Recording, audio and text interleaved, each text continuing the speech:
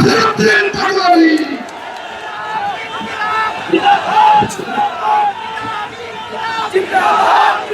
আসসালামু আলাইকুম ওয়া রাহমাতুল্লাহ। বিসমিল্লাহির রহমানির রহিম। নাহমাদুহু ওয়া নুসাল্লি আলা রাসূলিল কারীম।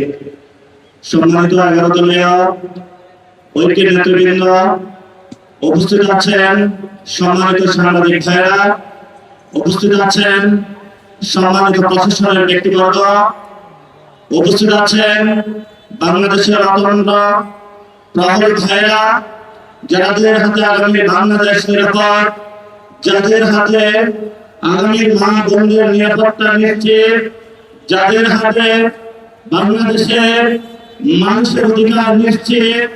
প্রিয় বাংলাদেশ, আপনারা জানেন যে নির্বাচনটি হয়েছিল, সেই নির্বাচনের মাধ্যমে গত 17 বছর আমরা অপেক্ষা করেছিলাম বাংলাদেশে গণতন্ত্র প্রতিষ্ঠা হবে, কিন্তু 12 ফেব্রুয়ারি বাংলাদেশে যেটা প্রতিষ্ঠিত হয়েছে সেটা গণতন্ত্রের বদলে বাংলাদেশে জিয়াতন্ত্র প্রতিষ্ঠা করা হয়েছে। তারা আমাদের ব্যাংকগুলো দখল করেছে, তারা পার্লামেন্ট দখল করেছে, তারা বিভিন্ন জায়গায় দুদক দখল করেছে, সন্ত্রাসী কায়দায় 11 দলীয় জোটের যারা নেতৃবৃন্দ তাদের বাসায় হামলা চালাচ্ছে। জনগণের যে অধিকার রয়েছে, যে ব্যক্তিকে জনগণ ভোট দিয়েছিল, জনগণের হাতে এখন বালতি তৈরি দিয়েছে, রাস্তায় সিগন্যাল তৈরি দিয়েছে। আমরা এখানে নিশ্চিত চেয়েছিলাম বাংলাদেশের মানুষ ব্যবসায়ীরা নিরাপদ থাকবে। আজকে একজন ব্যবসায়ী আমাকে বলছে 6টার পরে দোকানে কাস্টমার আসে, 6টার পরে সরকার আমার দোকান বন্ধ করে দিয়েছে।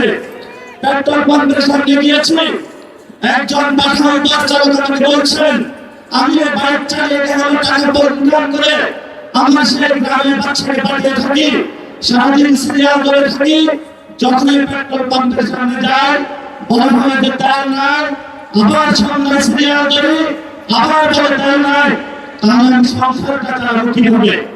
বাংলাদেশের সাংবিধানিক যে প্রতিষ্ঠানগুলো রয়েছে সেই সাংবিধানিক প্রতিষ্ঠানগুলোকে আমরা যখন একটি নতুন বাংলাদেশে সংস্কার নিশ্চিত করতে চেয়েছিলাম, দুদকের সংস্কার নিশ্চিত করতে চেয়েছিলাম, বিচারালয়ের সংস্কার নিশ্চিত করতে চেয়েছিলাম, পুলিশ প্রশাসনের সংস্কার নিশ্চিত করতে চেয়েছিলাম, সাংবাদিক ভাইদের সংস্কার নিশ্চিত করতে চেয়েছিলাম, ব্যবসায়ী ভাইদের সংস্কার নিশ্চিত করতে চেয়েছিলাম, ব্যাংকিং খাতের সংস্কার নিশ্চিত করতে চেয়েছিলাম, সেখানে হলো মাননীয় প্রধানমন্ত্রী তার চিরচরিত অভ্যাস মহাজনের ভাই ভাইদেরকে নিয়ে এসেছে, কাউকে দিদিতে বসিয়েছে, কাউকে বাংলাদেশ ব্যাংকে বসিয়েছে, কাউকে বিচারালয়ে বসিয়েছে, কাউকে হলো পুলিশ প্রশাসনে বসিয়েছে, কাউকে হলো পার্লামেন্টে নিজের মুখ বন্ধ করে তাকে হলো তার গ্রিন কার্ড দিয়ে বলেছে তুমি যা ইচ্ছা বাংলাদেশের মানুষের সাথে গাদ্দারি করতে পারো, তোমাকে আমি গ্রিন কার্ড দিয়ে দিলাম।